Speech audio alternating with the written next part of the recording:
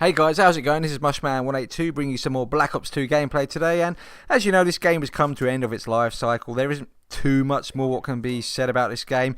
It is what it is. I can't see there being any more support on this game, so what we have now is probably the final finished product. No more gun balancing twerks or anything like that to multiplayer, so probably one of the most unpopular people in the Call of Duty community right now is none other than Baldylocks. You know who I'm talking about, Mr. David Vonderhaar. And whilst he's unpopular with a lot of people right now, I think that dislike will soon switch towards Mark Rubin and Miss Tilly Palacios, but we'll leave that for another day. So, I was raging on Black Ops 2 not too long ago, screaming Vonderhaar at the top of my lungs. You know, the Vonderhaar moments, the instant quick scopes after you've emptied half a clip into the snipers, the bad camera angles, shoot first, die first.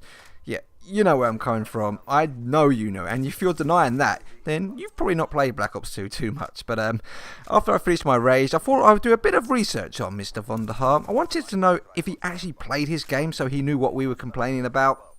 So I went on to Call of Duty Elite and checked out his gamer tag, which is simply Varn. I wanted to make sure that this was definitely his gamer tag before I started to snoop at his classes and game time. I'm 99.99% sure that Varn is definitely Mr. David Vonderhaar. So I checked his custom classes, and it just baffles me what he has set up. I mean, in my opinions, these are setups that someone with no clue on Call of Duty would use. Sure, he may be just experimenting, but I still think there are some strange classes there, and I'll quickly go through a few of them with you guys. One class, he has a ranked 17 MTAR with no attachments, but he's using primary gunfighter.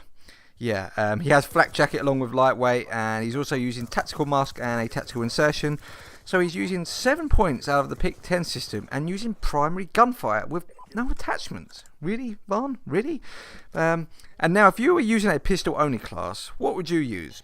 Secondary gunfighter on your pistol, so you have an extra attachment, possibly with lightweight, extreme conditioning, and dexterity, so you can just rush around and get into those close quarter battles. Yeah, does that sound like a solid pistol class?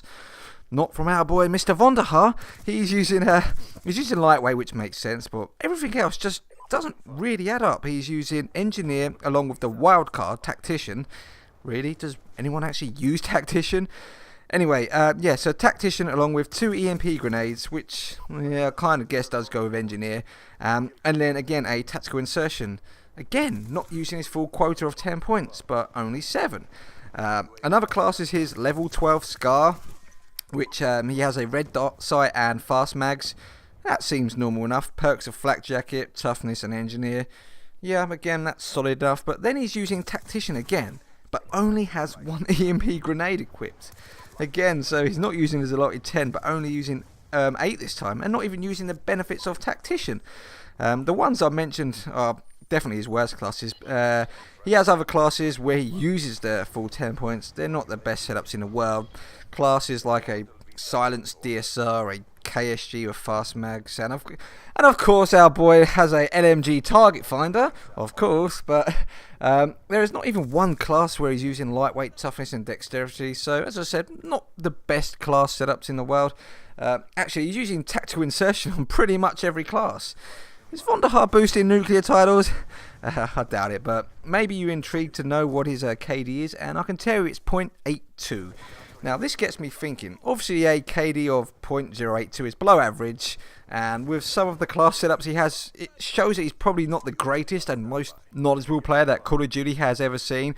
This is the guy developing the game. We are hoping that someone who is not entirely clued up on how to play Call of Duty can deliver us a great game.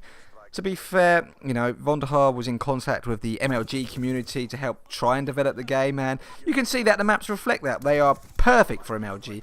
Go and play this map Overflow and count how many head glitch spots there are. You'll be quite surprised. So, what we are left with are MLG maps along with equipment developed by the noob for the noobs, the target finders, the shock charges, the Remington, which is the easiest shotgun to use in Call of Duty history, and obviously the built-in quick draw and toughness on the sniper rifles. So with this, there's no in-between for just general all-round good players. MLG players should like the game as the maps were made for them, and I would say this is the easiest Call of Duty game for the lesser skilled players to do well on. You could be a 3.5 KD SMG rusher and be up against a 0.4 KD player who has just switched to the Remington. If you run into him close range, it doesn't matter if you shot him first and emptied a good few bullets into him. If he reacts at all, you're done for every time. It's happened to me. I've been getting beasted on and killed like 7-8 times by a Remington user. I check his stats at the end of the game and lo and behold, he has a KD of 0.7 with around a 200 score per minute. It gets me thinking, this can't be the same guy who created the first Black Ops.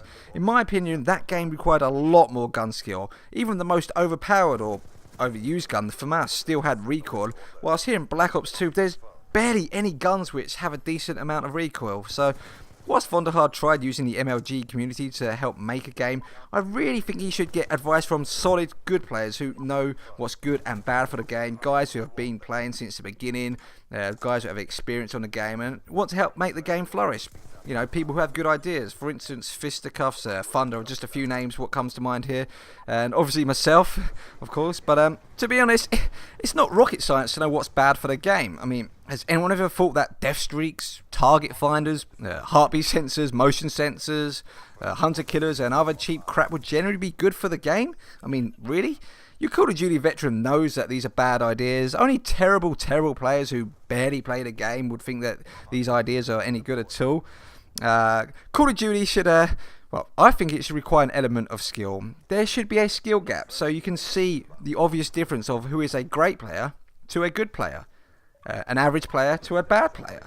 With persistence, you naturally improve on any game, and it would be great to see that implemented into future Call of Duties. You shoot first, they die first. A guy with a better accuracy and all-round handling of the gun would be superior on the leaderboard. No more dominating with cheap setups such as LMG target finders, but that's my 2 cents anyway. Whilst Call of Duty should be a pick-up-and-play game, it should be a game that's somewhat easy enough to learn but difficult to master. You know, give us an incentive to continue to play the game and continue to prove our skill. But that's the end of the gameplay, guys. I hope you enjoyed. Take care and have a good day.